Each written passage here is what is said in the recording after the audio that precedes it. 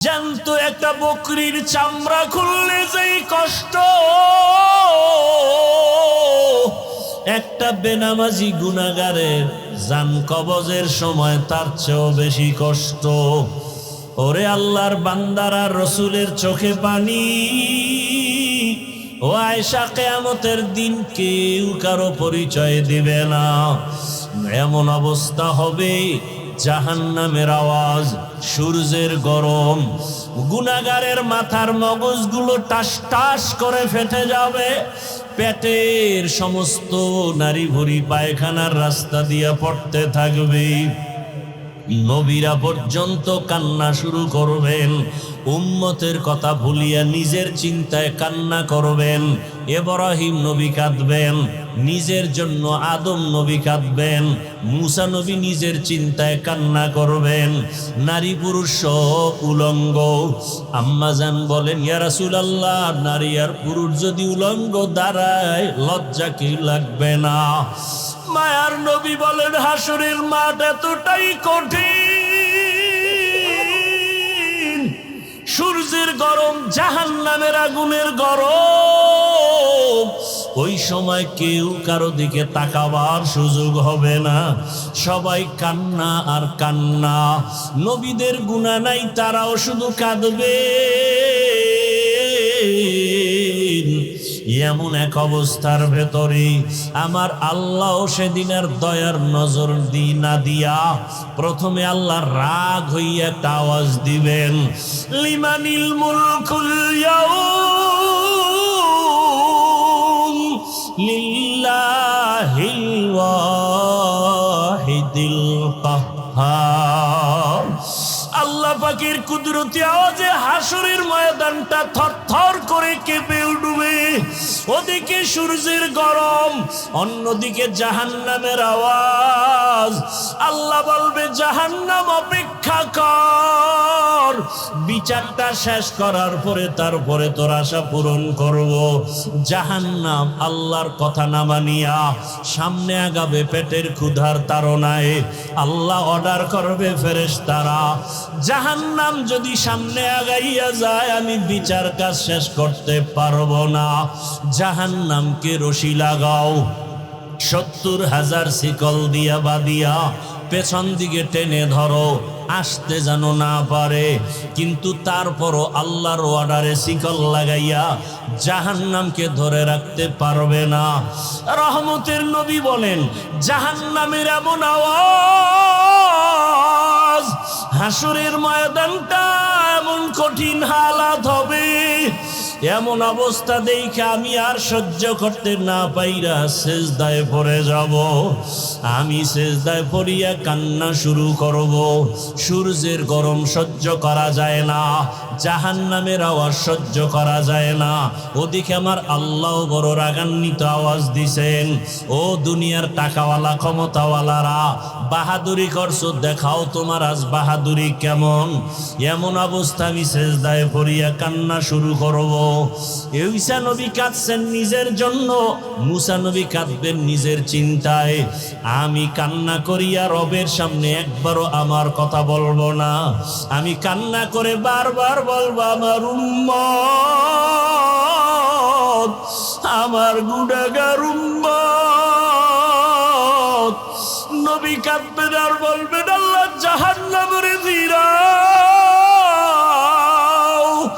জাহান্নাম ফিরাও, আমার একটা উম্মত যেন জাহান্নামে গ্রাস করতে না পারে। জাহান্নামকে ফিরাও। ফেরেশতারা শিকল দিয়ে ফিরাইতে পারে না। তখন আমার মায়ার নবীর কান্না দেখিয়া আমার মাওলার রাগ ঠান্ডা হয়ে যাবে। মাওলা ডাক দিয়ে বলবে, আমার মায়ার নবী,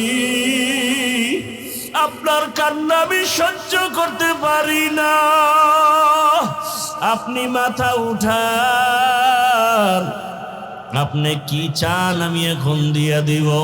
মায়ার নবী বলবেন, ইয়া রব, আমার উম্মতের জাহান্নামে দেওয়া যাবে না, জাহান্নামকে ফিরাইয়া দেন।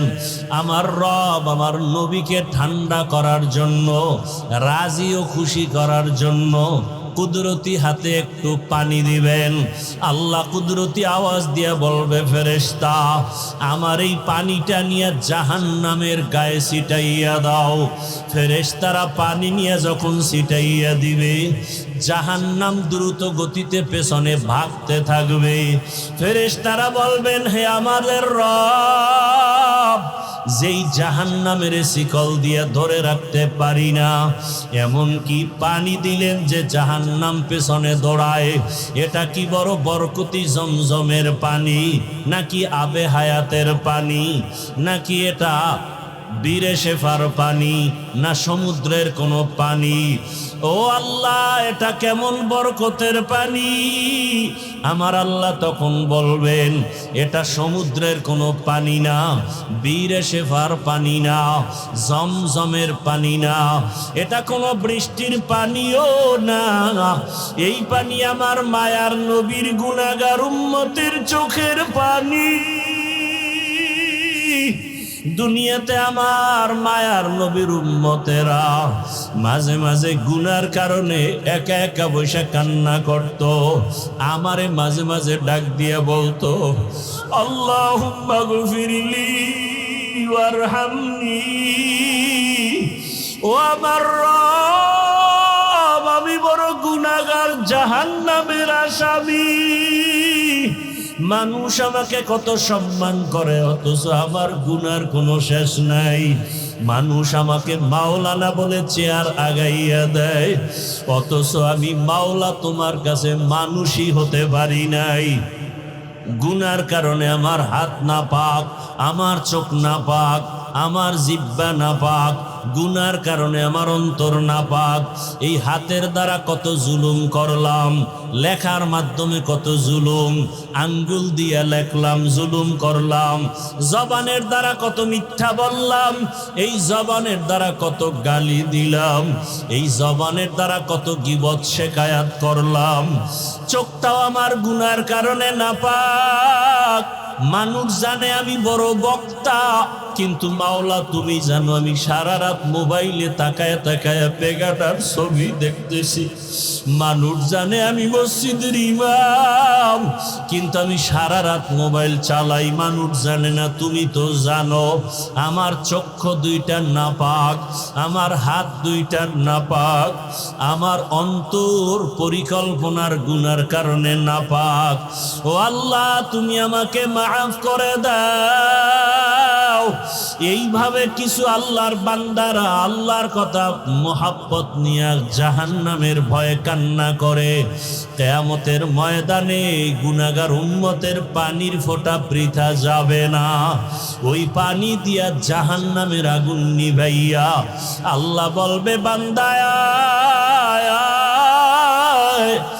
বিনা হিসাবে জান্নাতের বাগানে চলিয়া যাও। আমার মোহাম্মদ আমার প্রিয়সারের পানি পান করো।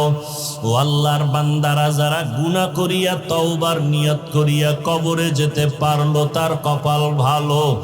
আর যারা এখনো নামাজ পড়তে পারে না, অন্য নামাজ পড়ে তাও পছন্দ করে না, নিজেও পর্দা করে না, অন্য পর্দা করে তাও পছন্দ করে না, নিজেও হালাল খায় না, অন্য হালাল খায় তাও পছন্দ করে না, নিজেও পাগড়ি পরে না, অন্য পাগড়ি পরে তাও পছন্দ করে না। ওরে আল্লাহর বান্দারা, দুনিয়ার সূর্য থেকে কত কঠিন হবে হাসরের মাঠের গরম। দুনিয়ার আগুনের থেকে জাহান্নামের আগুনের গরম আরো ভয়ঙ্কর। দুনিয়ার গরম সহ্য করা যায় না, আখেরাতে জাহান্নামের আগুন কেমন করে সহ্য করবা? মশার কামড় সহ্য করা যায় না, ওই কবরে সাপের কামড় কেমনে সহ্য করবা? দুনিয়াতে বেতের বাড়ি সহ্য করা যায় না, গুনাহগার হইয়া কবরে গেলে মাটির চাপ কেমন করে সহ্য করবা? মায়ার নবী বলেন, আয়েশা হাসরের ময়দানের কথা যখন মনে পড়ে আমার উম্মতের চিন্তা আমার চোখে পানি আসে, ধরে রাখতে পারি না। ও আজ নবীর আশেক উম্মতের দল, যেই উম্মতের জন্য মায়ার নবী কান্না করেছেন, ওই নবীর আদর্শের মালা কেন গলায় লাগাও না? জীবনে তো দাড়ি কম কাটো নাই, নামাজ তো কম সারো নাই রে বাবা। মনে চাইছে বেপরদায় চলবা, দুনিয়ার মনের আশা মিটাইয়া চলছো। মনে চাইছে গান শুনবা, মনের আশা পুরাইয়া গান শুনছো। মনে চাইছে পার্কে পার্কে ঘুরবা, জীবনটা পার্কে পার্কে কাটাইলা। মনে চাইছে গীবত করবা, কারো বাধা মানো নাই, গীবত করে কাটাইছো। মনে চাইছে কাউকে ইজ্জত নষ্ট করবা, করে ফেলেছো। মনে চাইছে চুরি করবা, ডাকাতি করবা, মানুষকে বেইজ্জতি করবা, করেছো। মনে চাইছে শিক্ষকের সাথে বেয়াদবি করবা, করেছো। আমি আল্লাহ কিছু বলি নাই। মনে চাইছে মা বাবার সাথে বেয়াদবি করবা, করেছো। আমি আল্লাহ ধরি নাই। মনে চাইছে আলেমের বিরুদ্ধে কিছু বলবা, বলেছো। আমি আল্লাহ ধরি নাই। বরং আমি আল্লাহ বারবার ডাকি তওবার দরজা দিয়া, লা তাকনাতু মির রাহমাতিল্লাহ। এরে বান্দা, তোরে আদর করে আমি বানাইছি, যত গুনাহ করেছো তওবার দরজায় ফিরিয়ায় আমার কাছে তওবা কর। যদি তওবা না করিয়া কোনো দিকে দৌড় দাও, জাহান্নামের আগুন সহ্য করতে পারবি না রে গোলাম। এখনো সময় আছে, তওবা কর। ও আমার যুবক বাবারা, বৃদ্ধ বাবাজি, পর্দার আড়ালের মা বোনেরা, জীবনে তো বেপর্দায় কম চললেন না, বন্ধু বান্ধবী নিয়ে তো আড্ডা কম দিলেন না, স্বামীর টাকা গুনার কাজে ব্যয় তো কম করলেন না, মোবাইলে কত বাজে সময় নষ্ট করলেন। এখন অনুরোধ করি তওবা করেন, মনে মনে আমার আল্লাহকে ডাকেন, হে আল্লাহ, জীবনে বহু গুনাহ করেছি, তওবা করতে চাই। আর নামাজ ছাড়বো না, আর দাড়ি কাটবো না, বেপরদায় চলবো না, গীবত শিকায়াত করব না, মিথ্যা বলবো না, গালি দিব না, মা বাবার দোয়া নিয়ে চলবো, শিক্ষকের দোয়া নিয়ে, উলামায়ে কেরামের পরামর্শ নিয়ে, নবীজির আদর্শ মেনে চলবো। তওবা করার মতো যদি অন্তর তৈরি হয়, 2 ফোঁটা চোখের পানি ছেড়ে আমার মাওলাকে ডাক দাও। কান্না যদি না আসে, ডানে বামে তাকায় দেখো কার চোখে পানি। ওরে কান্নাওয়ালার দোয়া মাওলা খালি ফিরাবেন না। যাদের চোখে পানি আছে তাদের কাছে হাতটা বাড়াইয়া দোয়া চাও। ও বাবারা, যারা এখানে এতিম, জীবনে আব্বা বলে ডাক দিতে পারবা না, অনেকে মা হারা অসহায়, মা বলে ডাক দিতে পারবা না, ওই মা বাবার কথা স্মরণ করে চোখের পানি ছেড়ে তওবা করো। আর যার বাবা বেঁচে আছে, থাকলে হাতটা বাড়াইয়া দোয়া নাও। বাবারে যদি বলো, বাবা জীবনে গুনাহ কম করি নাই, বেয়াদবি করেছি, দয়া করে মাফ করে দাও। বাবায় যদি নেক নজরে তাকায়, তোমার কপাল খুলে যাবে। বাসায় গিয়া যদি পারো, মায়ের হাতটা ধরিয়া বলিও, মা জীবনে বহু কষ্ট দিয়েছি, তোমার হক আদায় করতে পারি নাই। মনে কত কষ্ট দেওয়ার কারণে তুমি গোপনে একা একা কান্না করেছো। মা, তোমার দোয়া ছাড়া তো আমি মানুষ হইতে পারি নাই। তোমার চোখের পানি আর দোয়ার কারণে আজকে চেয়ারে বসছি, তোমার চোখের পানি আর দোয়ার কারণে আজকে সম্মানের মালিক।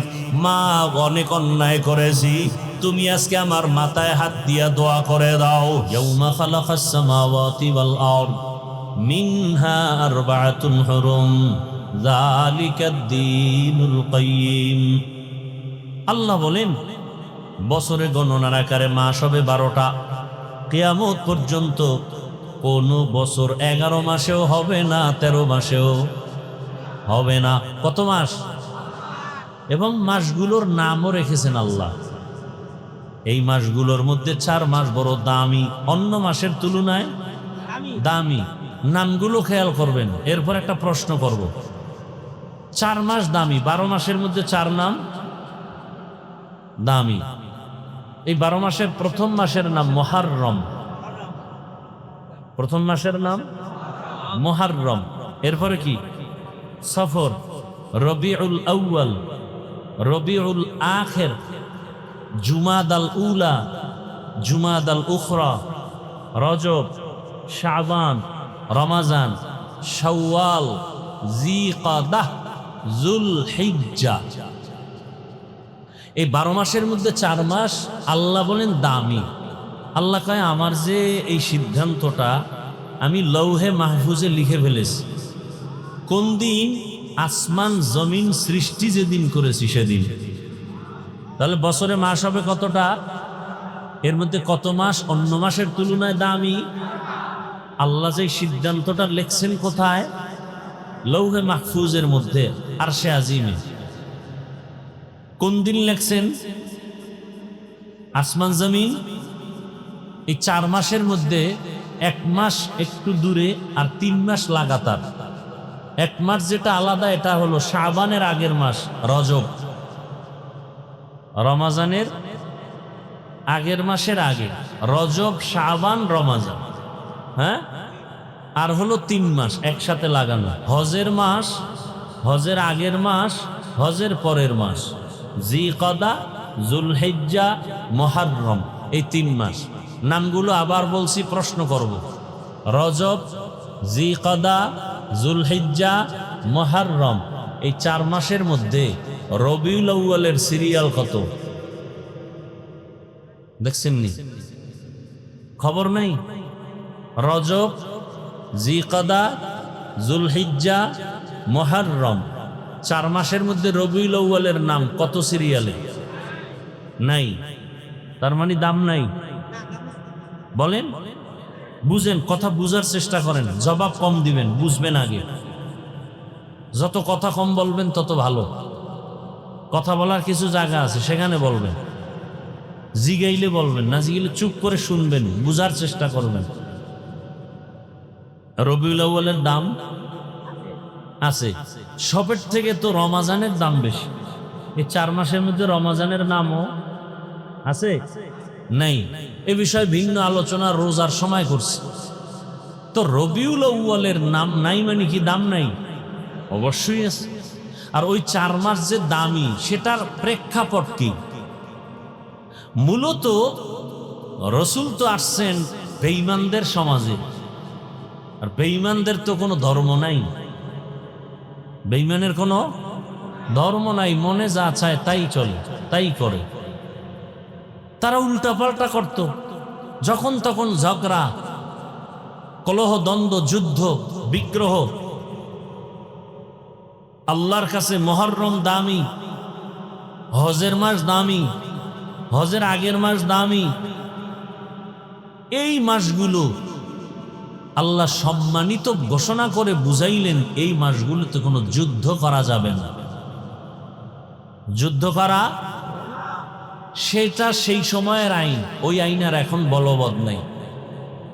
এখন ইসলামের স্বার্থে প্রয়োজন হলে রাষ্ট্রের সমস্ত উলামায়ে আহলে হক বসে বোর্ড গঠন করে ফতোয়া দিলে যে যুদ্ধ করা যাবে, জিহাদ করা যাবে, তো জিহাদ করা যাবে। এখানে কোনো মাস নির্দিষ্ট নেই। তো রবিউল আউয়াল এমন একটা মাস, অনেক ইতিহাসবিদরা এ বিষয়ে অনেক আলোচনা করেছেন। রবিউল আউয়াল রসুল দুনিয়াতে আসছেন, রসুল দুনিয়া থেকে চলে গেছেন। নবী আসছেন কোন মাসে, চলে গেছেন কোন মাসে, এটা কিছু ইতিহাসবিদদের মতামত। কিন্তু অনেক এই আষাঢ় মাস নিয়েও ইখতিলাফ করেছেন। কেউ বলছেন রমাজানে রসুল আসছেন, আরো আরো মাসের নাম আছে। অধিকাংশের মতামত রবিউল আউয়ালে রসুল আসছেন। রবিউল আউয়াল মাসেই রসুল বিদায় নিছেন। তা রবিউল আউয়ালে আসলেন, রবিউল আউয়ালে বিদায় নিলেন, মধ্যখানে সময় কাটলো কতদিন? জবাব দেন। 63 বছর। আসার দিন ছিল সোমবার, যাওয়ার দিনও এই যে সোমবার দিন রসুলের আগমন, সোমবার দিন রসুলের বিদায়, এই কথায় কারো দ্বিমত নাই। তবে রবিউল আউয়াল নিয়ে দ্বিমত, তারিখ কবে এ নিয়েও দ্বিমত। কেউ বলেছেন রবিউল আউয়ালের 8, কেউ বলেছেন 9, কেউ বলেছেন 11, কেউ বলেছেন 12। তো রসুল রবিউল আউয়ালে সোমবার দিন আসছেন সুবহ সাদিকের সময়। রবিউল আউয়ালে রসুল বিদায় নিছেন সোমবার দিন জোহরের নামাজের আগে চাষতের সময়। রসুলের বিদায় চাষতের সময় সোমবার, কবরে দাফন হলো রসুলের বুধবার দিন গিয়া রাতের তাহাজ্জুদের সময়। দেরি হলো কেন? এটা ভিন্ন আলোচনা। মাইয়্যতকে দেরি না করানো রসুলের আদেশ, দ্রুত দাফন করো। তো রসুলেরটা দেরি হলো কেন? সোমবার দিন ইন্তেকাল, বুধবার দিন গিয়া রাতের তাহাজ্জুদের সময় দাফন, দেরি হলো কেন? এটা ভিন্ন আলোচনা। তো রসুল কবে আসলেন, কখন আসলেন, এটা আমাদের উম্মতের জন্য অত ইম্পর্টেন্ট না, মারাত্মক না। উম্মতের জন্য জরুরি হলো রসুল কি নিয়ে আসলেন, উম্মতের কি দিয়ে গেলেন, উম্মতের করণীয় কি, এটা হলো মূল বিষয়। এটা কি মূল বিষয়? নবী কি নিয়ে আসলেন, কি নিয়ে গেলেন, এ বিষয়ে আলোচনা।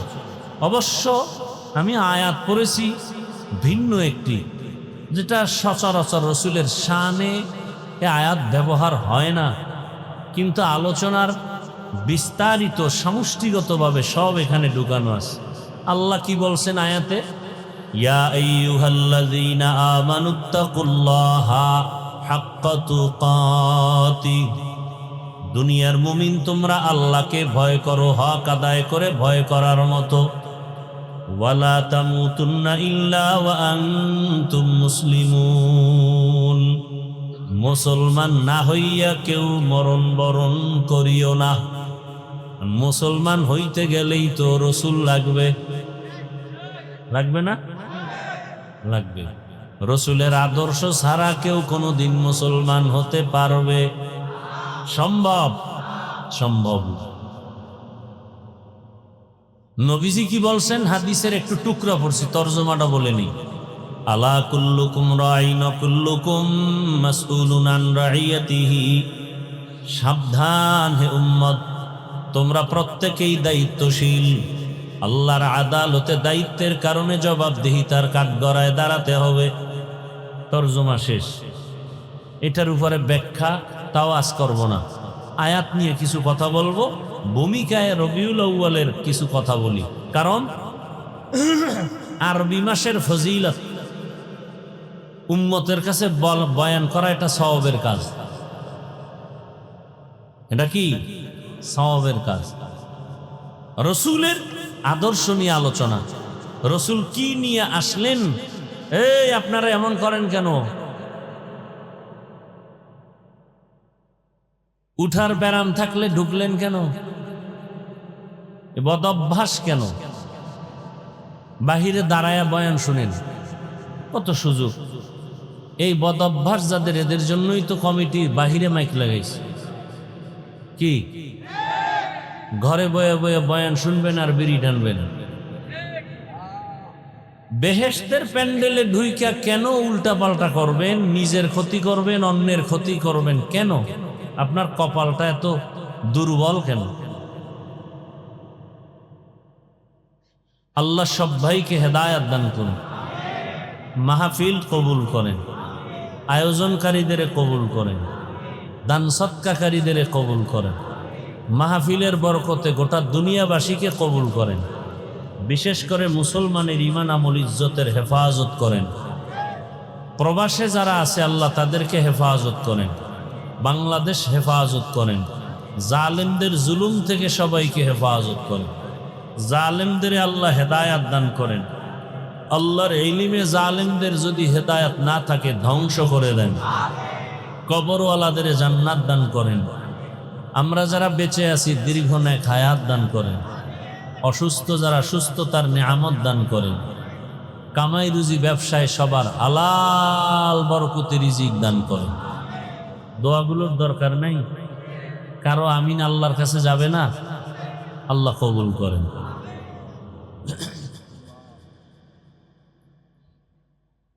বেশি বেশি দোয়া করা উচিত। আন্তর্জাতিক হালাত, বিশেষ করে মুসলমানের জন্য ঈমান নিয়ে বাঁচতে চাইলে, মরতে চাইলে বহু বিপদ সামনে অপেক্ষা করতেছে, বহু বিপদ।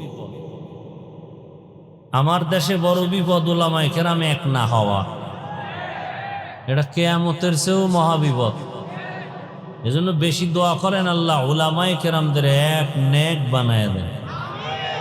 আজকে যদি উলামায়ে কেরাম এক হতে পারেন, বাংলাদেশে কোনো মাস্তান, কোনো বেঈমান, কোনো নাস্তিক, কোনো পাওয়ারওয়ালা উলামায়ে কেরামের অনুমতি ছাড়া কথা বলার দুঃসাহস পাবে না। এই জন্যই তো ওরা আলেমদের এক হতে দেয় না। আলেম ওলামা যেন এক হতে না পারে, সেজন্য কোটি কোটি টাকা ব্যয় করা হচ্ছে পেছনে। বুঝেন কিছু? খবর নাই। আর আপনারা তালে তাল মিলাইয়া ফট করে একটু কিছু পাইছেন, ফেসবুকে লিখে দিছেন। আলেমের বিরুদ্ধে আপনারা আউজুবিল্লাহ পারেন না, আপনারা লেখেন কেন? কি লাভ আপনার বলেন তো? চরমনের বিরুদ্ধে লেখলে আপনার কি ফায়দা? আপনারা চেনে কে?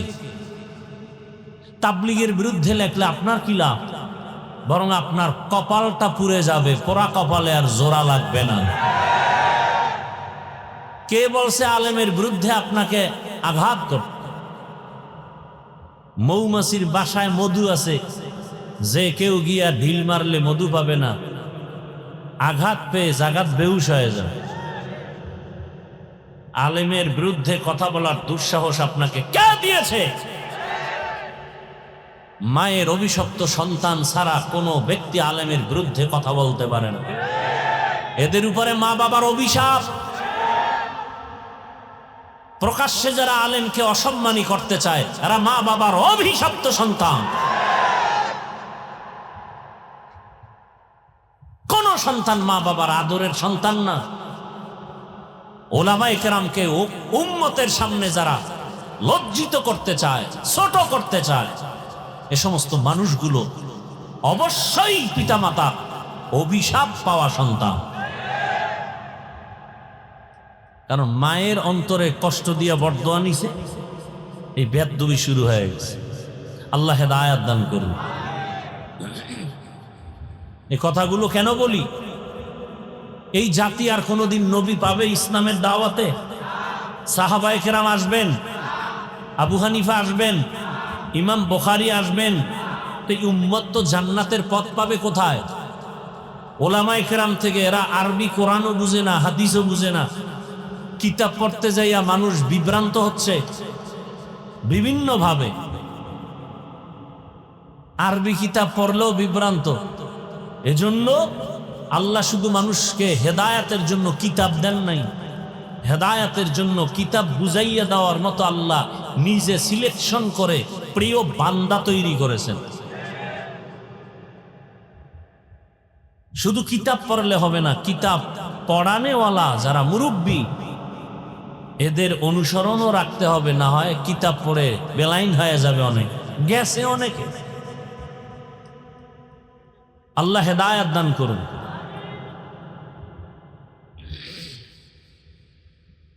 অতএব উলামায়ে কেরামের সম্মান বাড়ানোর প্রচেষ্টা করা উচিত, সহযোগিতা করা উচিত। একান্ত কিছু না পারলে চুপ থাকা উচিত। আলেমের ব্যাপারে বিরুদ্ধে কোনো কথা বলবো না, কলম ধরবো না, মন্তব্য করব। আল্লাহ আমাকেও মাফ করে দেন, আপনাদেরও মাফ করে দেন। তো রসুল রবিউল আউয়ালে কি নিয়ে আসলেন? গোটা জগতের মানুষের হেদায়াতের জন্য সুন্দর আদর্শ নিয়ে আসছেন। কি নিয়ে আসছেন বলেন? কি নিয়ে আসছেন? বিদায় বেলা রসুল দুই জিনিস উম্মতকে দিয়া চলে গেছেন। কয় জিনিস? এক হলো কোরআন, দ্বিতীয় হলো রসুলের সুন্নাহ, আদর্শ। নবী চ্যালেঞ্জও দিয়ে গেছেন, এই দুই জিনিস যারা ধরে রাখবে কিয়ামত পর্যন্ত, এদের সম্মানও যাবে না, ঈমানও। আজকে দেখেন ঝামেলা ঝামেলা ঝামেলা, গোটা দেশে ঝামেলা, ব্যবসা প্রতিষ্ঠানে প্রত্যেকটা সেক্টরে ঝামেলা। কিন্তু যার কাছে রসুলের আদর্শ আছে তার কোনো পেরেশানি নেই। করোনায়ও ছিল না, স্কুল কলেজ ভার্সিটি চাকরি ফ্যাক্টরি সব বন্ধ, কোরআনের একটা ফ্যাক্টরি বন্ধ হয়েছিল? কোন আলেম না খায় মারা গেছে? ভিক্ষা করেছে? করেনি। আল্লাহ দেখায় দিলেন চোখের সামনে। কত লাশ আলেম ওলামারা হুজুরেরা কাঁধে নিয়ে করোনার জড়িত লাশগুলো দাফন করছেন। কোন হুজুর করোনায় মারা গেছে? আর কি দেখবেন চোখে বলে? এরপরে কি হুজুরেরা আপনাদের থেকে কোটি কোটি টাকা চায়? সরকারি বেসরকারি চাকরি করে 8 ঘন্টা ডিউটি, মাসে নিম্নে বেতন 20,000। এরপর হারাম খায়, সুদ খায়, ঘুষ খায়, বেতন মারে। কথা বলেন না কেন? আর একজন ইমাম সাহেব ডিউটি করে 8 ঘন্টা। কি মসজিদে ইমামতি ডিউটি 8 ঘন্টা? কয় ঘন্টা বলেন না কেন? বেতন কত?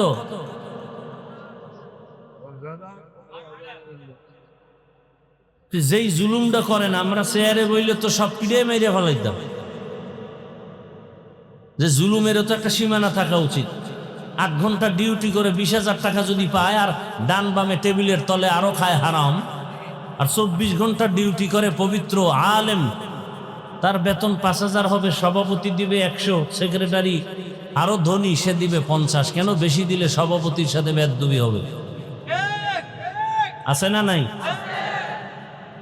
এরপরে দুর্ব্যবহার কত প্রকার, আর কোনো সীমানা নেই।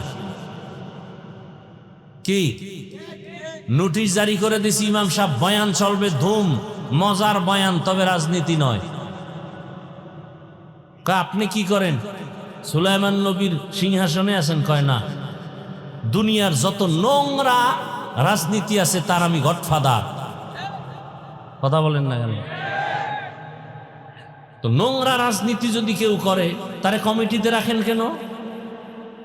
ইমাম সাহেব রাজনীতি করবে, করলে কোরআনেরটা করবে, সুলাইমান নবীর আইনেরটা, আল্লাহর আইনেরটা করবে, মদিনারটা করবে, নোংরাটা করবে না। এতে দোষ। আর আপনি নোংরা করলে কোনো দোষ নাই। হুজুর বলে কেন সেই দোষ? এক হুজুর সুদের বিরুদ্ধে ওয়াজ করছে, কমিটি বলে আপনি 1 মাসের জন্য বাড়িতে ছুটি নেন, ঘুরে আসেন। আছে না নাই?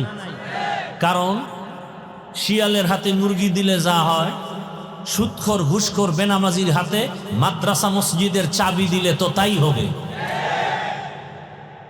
সুদ খাওয়া হালাল না হারাম? ঘুষ খাওয়া হালাল না হারাম?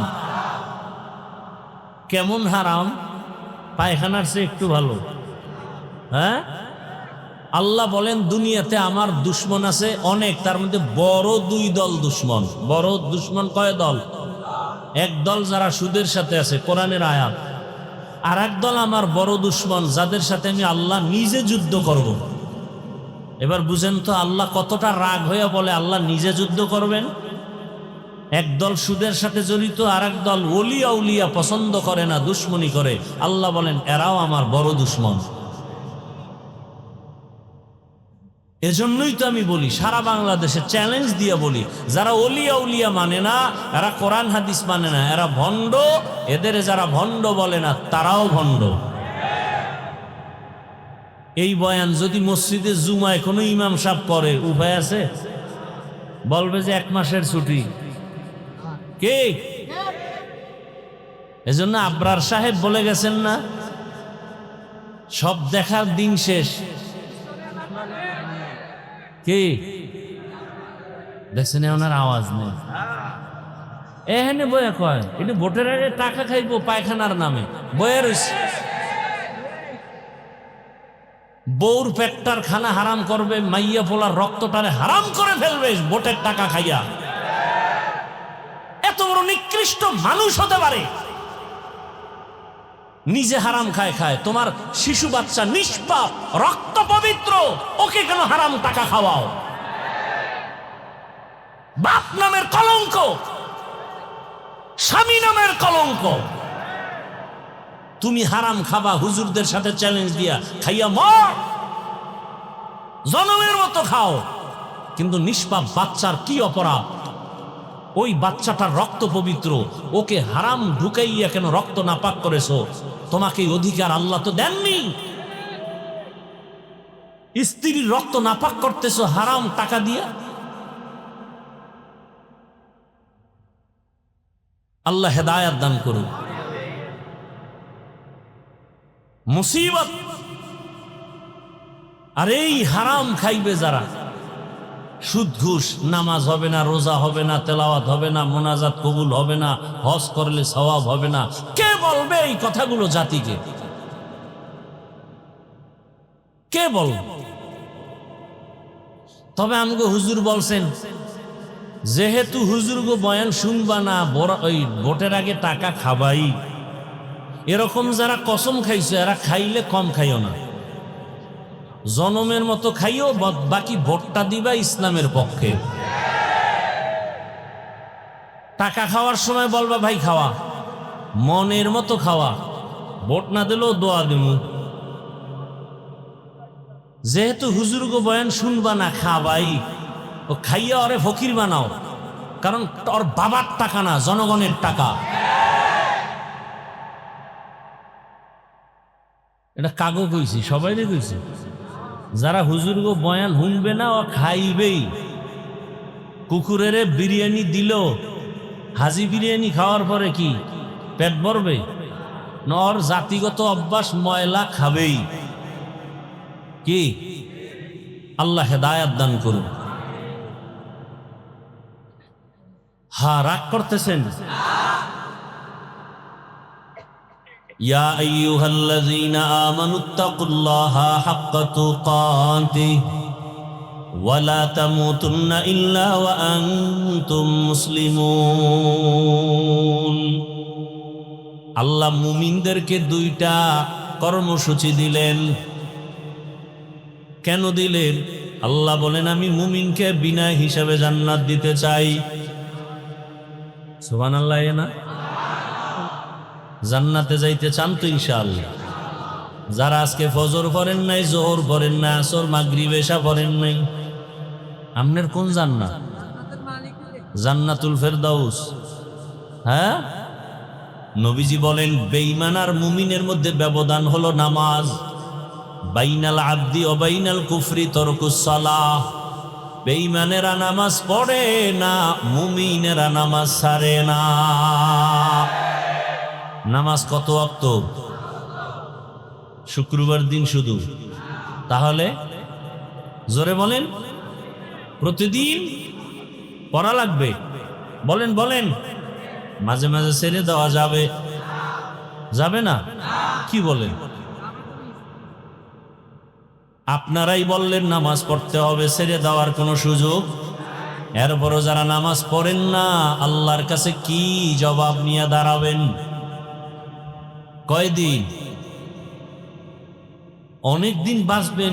একদল বিয়া করে নাই, এরা কয় বিয়ার পরে ধর্ম। আর যারা বিয়া করছে এরা অজুহাত পেশ করে সন্তান হওয়ার পর। যাগো সন্তান হয়ে গেছে, কয় আর একটু বয়স বেড়ে নিক। কিন্তু বহু যত মরণের লাশের খবর দেখি, বেশিরভাগ যুবক আর যুবতী। ঠিক নেই?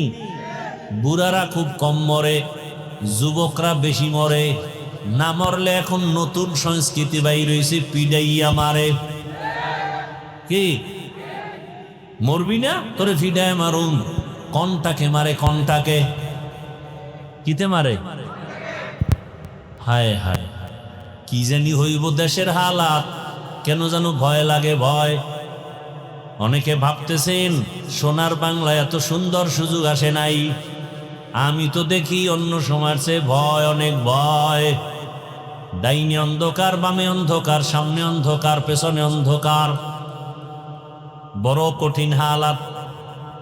আমি যদি আলেমের বিরুদ্ধে বয়ান করি, আর এক আলেম আমার বিরুদ্ধে নাম নিয়ে বয়ান করে, তাহলে কিয়ামতের আর বাকি কি? সাধারণ মানুষ যে আলেমদের দেখা নিজের ঈমান আমল ঠিক করবে, সেই আলেমদের ব্যাপারে যদি আবার ওলামায়ে কেরাম মাইক লইয়া মাঠে ময়দানে বদনাম করে, তাহলে এই দেশে শান্তির আশা করা যায় না। যায়? যেই ঘরে স্বামী আর স্ত্রী আলাদা রুমে ঘুমায় কত আরামে, সন্তান বড় হলে আলাদা করে দেয়। দুইজনার মোহাব্বতে ওই বাগান সাজে সুন্দর।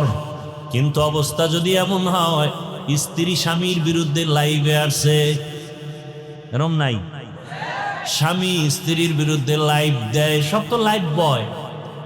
লাইভ বয় পারে না বাথরুমে গিয়ে লাইভ দেয়, অনেকে মক্কা মদিনা গিয়েও লাইভ দেয়। ওরা মনে হয় যেন যাই একটু লাইভ দেওয়ার জন্য। ফেরাউনের বাথরুমের সামনে গিয়ে আমি ফেরাউনের বাথরুমের সামনে ভিতরে গিয়ে লাইভ দুমু খারাইও সব।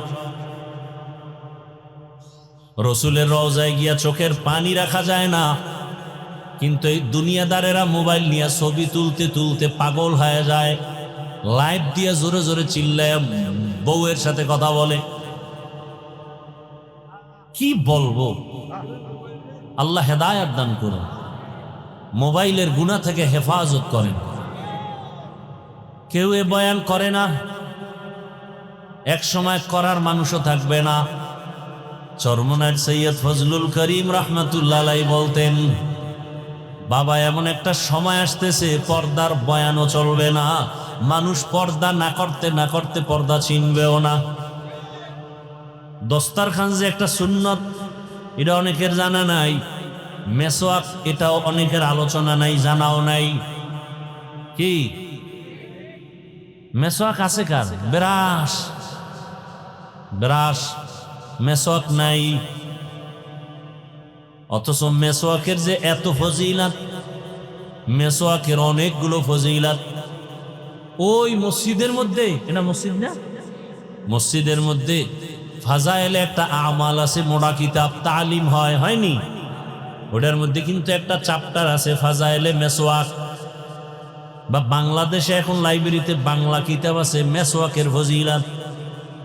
মেসওয়াক, যারা ঠিক মতো মেসওয়াক করবে তাদের দাঁতে পোকা হবে না। ঠিক মতো যারা, আমি তো ব্রাশ করি মেসওয়াকও করি, দেখলাম যে মেসওয়াকের মতো পরিষ্কার দাঁত হয় না।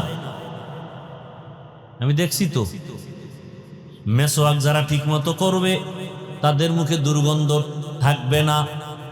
কেউ যদি ঘুমের আগে মেসওয়াক করে ঘুমায়, ওর কণ্ঠ কোনোদিন বসবে না। ঘুমের থেকে উঠে মেসওয়াক করবে, তার জীবনে যত পুরস্কার পাবে এর মধ্যে বড় পুরস্কার, মরণকালে কালেমা জারি হয়ে যাবে।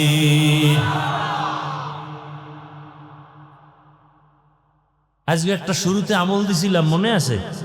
কি কি আরে আর একটা বাস্তব হাতের আমল দিছি না? কি আর একটা আমল লন, এখন যেটা বললাম করবেন নি? এখন কইবেন কোথায় পাবো খেজুর গাছ? হ্যাঁ, এখন দোকানে মেসওয়াক বেচে না? বেচে। মেসওয়াক কিনেন, মেসওয়াক করেন। আরে ভাই, শরীরেরও ফায়দা, আল্লাহর রসুলও খুশি হবেন। আল্লাহ সবাইকে তৌফিক দান করেন। হায় হায় হায়, আল্লাহ পাক রব্বুল আলামিন মুমিনদের দুইটা কর্মসূচি দান করেছেন।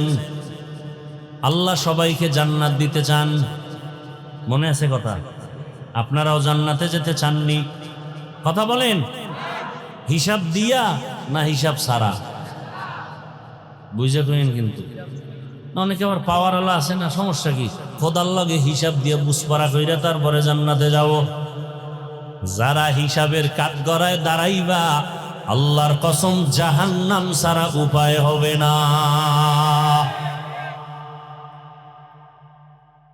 এই জন্যই তো রহমতের নবী বারবার দোয়া পড়তেন, আল্লাহুম্মা হাসিবনি হিসাবাই ইয়াসিরা। এই দোয়াটা পড়েন কি? আল্লাহুম্মা হাসিবনি হিসাবাই ইয়াসিরা, আল্লাহুম্মা হাসিবনি হিসাবাই ইয়াসিরা।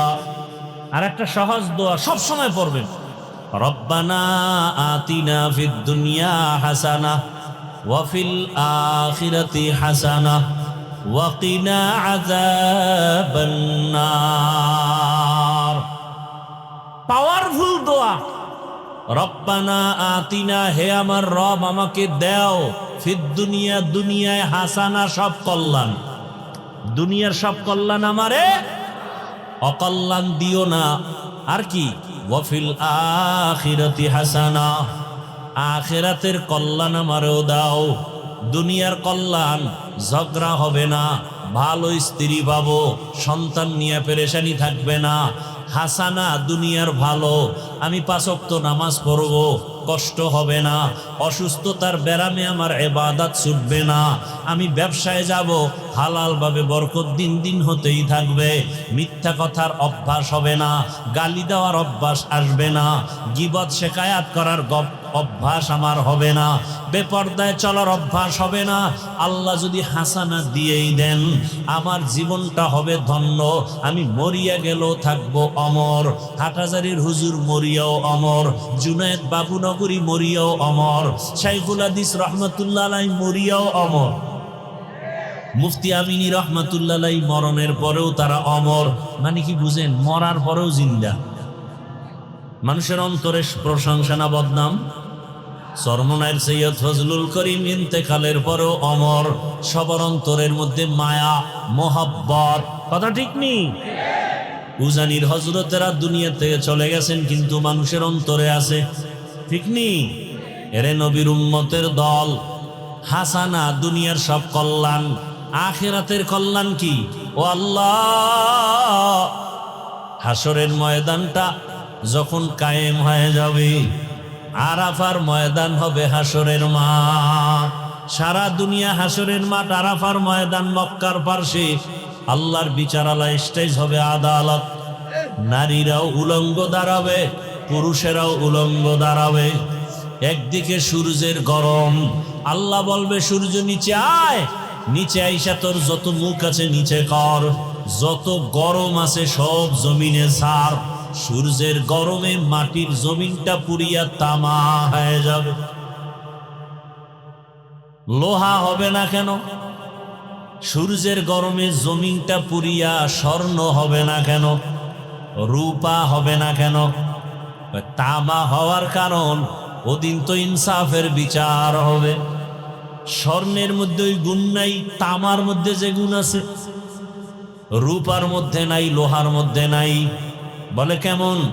বলে লোহার এক অংশ গরম করলে ভিন্ন অংশ গরম হবে না, স্বর্ণ তাই এক, রূপাও এক, তামা এমন একটা ধাতু, এক অংশ গরম হলে পুরা অংশটাই সাথে সাথে গরম হয়ে যাবে।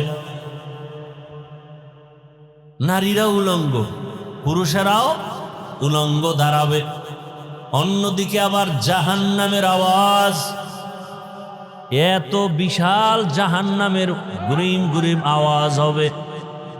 হাসরের ময়দানে সূর্যের গরমে মানুষ বেকারার হয়ে যাবে, ওদিকে জাহান্নামের আওয়াজ, জাহান্নামের আওয়াজে হাসরের ময়দানটা থর থর করে কেঁপে উঠবে। জাহান্নাম চিল্লায় বলবে, ও দয়ার মালিক, জাহান্নামের ক্ষুধা নিবারণের জন্য সমস্ত গুনাহগারগুলো আমার পেটের মধ্যে দাও, বেনামাজিগুলো আমার পেটে দাও, বেপরদাওয়ালারা কোথায় আমার পেটের মধ্যে দাও। জাহান্নামের চিৎকারে হাসরের ময়দানটা থর থর করে কেঁপে উঠবে। শুধু কি তাই, হাসরের ময়দান এতটাই যে কঠিন, রহমতের নবী চোখের পানি ছেড়ে কান্নায় বিভোর হয়ে গেলেন। এরে নবীর উম্মত, আম্মাজান আয়েশা রাদিয়াল্লাহু আনহা, রাসূলের আদরের স্ত্রী, উম্মাহাতুল মুমিনিন, আম্মাজান বলেন, আমি একদিন তাকাইয়া দেখি আমার হুজরার মধ্যে রহমতের নবী গুন গুন করে কান্না করতেছেন। মাঝে মাঝে দেখতাম রসুল আমার হুজরায় বসে মাঝে মাঝে কান্না করেন, চোখের পানি ছেড়ে কাঁদেন, গুনগুন করে রহমতের নবী কান্না করেন। আমি আয়েশা বড় ভয় পেয়ে যাইতাম, মনে হয় যেন আমি আয়েশা কোনো বেয়াদবি করে ফেলেছি। রহমতের নবীর সাথে যদি কেউ বেয়াদবি করে, তার জাহান্নাম ছাড়া উপায় নাই। আম্মা জান আয়েশা রসুলের কাছে যাইতেন, আর মায়া লাগায় আস্তে করে বলতেন, রহমতের নবী, আপনি চোখের পানি ছেড়ে গুনগুন করে কাঁদেন কেন? আমি আয়েশার উপর আপনি কি রাগ করেছেন? আমার কোনো বেয়াদবির কারণে কি আপনি বেজার হয়ে গেছেন? আম্মা জানের কথা শুনিয়া রহমতের নবী বলতেন, ও আয়েশা, আমার সাথে তোমার বেয়াদবি হবে কেন? আমি তো তোমার উপরে অনেক খুশি। আম্মা জান জবাবে বলতেন, ইয়া রাসূলুল্লাহ, আমার বয়স অনেক কম। 6 বছর বয়সে আপনার সাথে আমার বিবাহের বন্ধন হলো। 9 বছর বয়সে আমি আপনার ঘরে আসছি। নবী, আমার বয়স অনেক কম, না জানি আমার এই অল্প বয়সে অজান্তে কোনো ভুল হয়ে যায়, আপনার সাথে বেয়াদবি হয়ে যায়। আর বেয়াদবি যদি হইয়াই যায়, আমার জিন্দেগি বরবাদ হয়ে যাবে। আপনি কান্না করলে আমি বড় ভয় পাই। আম্মা জানের কথা শুনিয়া রহমতের নবী বলেন, হে আয়েশা, আমি যদি কান্না করি, 2টা কথা মনে পড়লে আমি চোখের পানি ধরে রাখতে পারি না রে আয়েশা। এক,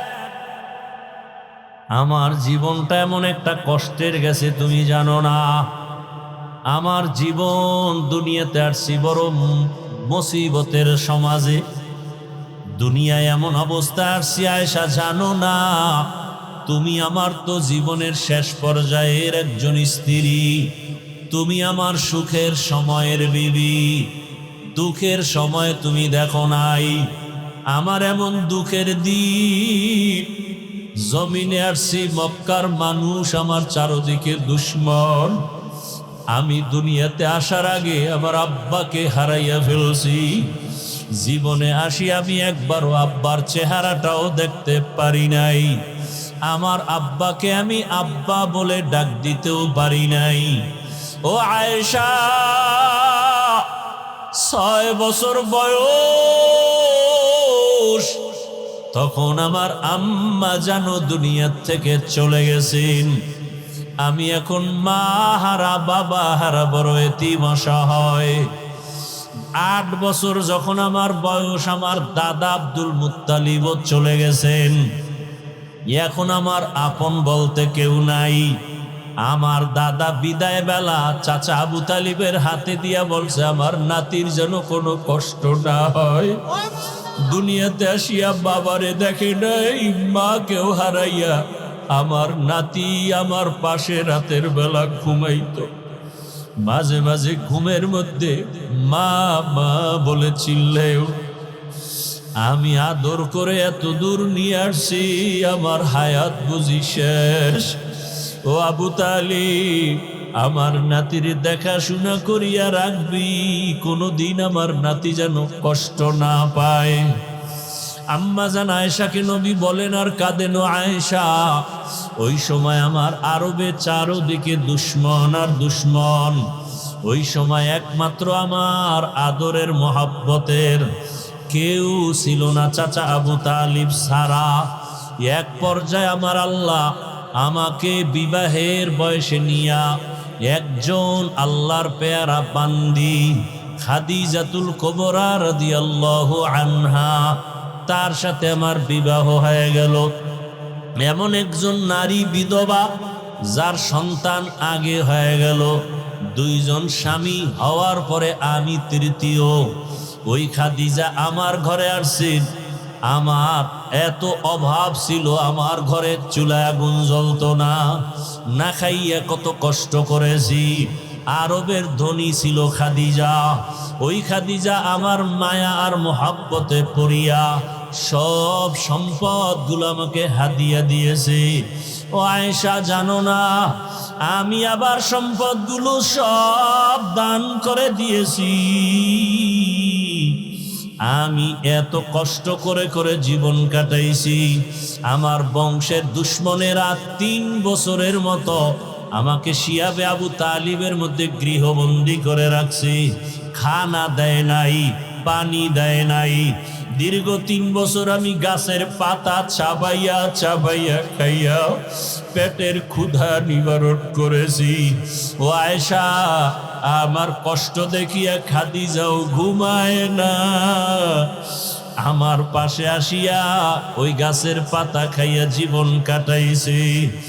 ওরে ওই আয়েশা, ওই খাদিজা আমার জন্য এত কোরবানি করেছে। ওই খাদিজার কথা মনে যখন আসে আমি চোখের পানি ধরে রাখতে পারি না। ওই খাদিজা যদি বেঁচে থাকতো মনে হয় যেন আমি আর বিবাহই করতাম না। ঠিকই, খাদিজা যতদিন বেঁচে ছিল আমি আর বিবাহ করি নাই। আর একটা কথা যখন আমার মনে পড়ে আমি তখন একা একা বড় কান্না করি। আম্মাজান আয়েশা বলেন, ইয়া রাসূলুল্লাহ, কি কথা মনে করে কাঁদেন? বলে, হাসরের ময়দানে আমার উম্মতের কি উপায় হবে এই চিন্তায় কান্না করি। আম্মাজান বলেন, হাসরের ময়দানে আবার কি হবে? আম্মাজানকে রাসূল কান্না করে বুঝাইতেছেন, রে আয়েশা, কিয়ামতের ময়দানে এমন কঠিন হালাত, যদি কেউ খাঁটি মুসলমান না হইয়া কবরের বিছানায় যায়, যা যদি কথা শুনে দেখবা চোখে পানি, মা চোখের পানি দিয়া নরম দিলে ডাকবে, বাবা আয় আয়। মাথায় হাতটা দিয়া ডাকবে, আরশে আজিমের মালিক, আমার সন্তানটাকে তুমি মাফ করে দাও। ওই মা বাবার দোয়া ছাড়া লেখাপড়ায় সফলতা আসবে না, চাকরির জীবনে সফলতা আসবে না, মা বাবার দোয়া ছাড়া জীবন সফল হবে না। আল্লাহর কাছে খাঁটি অন্তরে তওবা করো, মরিয়া গেল আর গুনাহ করব না। মা বাবার দোয়া নিয়ে, শিক্ষকের দোয়া নিয়া, ওলামায়ে কেরামের পরামর্শ নিয়া, নবীজির আদর্শ মেনে জীবন কাটাবো। আল্লাহ আমাদের সবাইকে কবুল করেন। আলহামদুলিল্লাহি রাব্বিল আলামিন, ওয়াসসালাতু ওয়াসসালামু আলা সাইয়্যিদিল আমবিয়াই ওয়াল মুরসালিন ওয়া আলা আলিহি ওয়া আসহাবিহি আজমাইন। ইয়া আরহামার রাহিমিন, ইয়া আরহামার রাহিমিন, ইয়া আরহামার রাহিমিন। রব্বিরহামহুমা কামা রব্বায়ানি সগীরা। আল্লাহুম্মা ইন্নাকা আফুউন কারীম তুহিব্বুল আফওয়া ফা'ফু আন্না। আল্লাহুম্মা ইন্না নাসআলুকা রিযাকা ওয়াল জান্নাহ ওয়া নাউযু বিকা মিন সাখাতিকা ওয়ান নার। আল্লাহুম্মা আরহামনি বিতারকিল মাআসি, আল্লাহুম্মা আরহামনি বিতারকিল মাআসি, আল্লাহুম্মা আরহামনি বিতারকিল মাআসি। ইয়া হাইয়্যু ইয়া হালিমু ইয়া আজিজু ইয়া কারীম বিহাক্কি ইয়্যাকা না'বুদু ওয়া ইয়্যাকা নাস্তাঈন। আল্লাহুম্মা ইন্না নাসআলুকা ইলমান নাফিআ ওয়া রিজকান ওয়াসিআ ওয়া শিফাআন মিন কুল্লি দা'।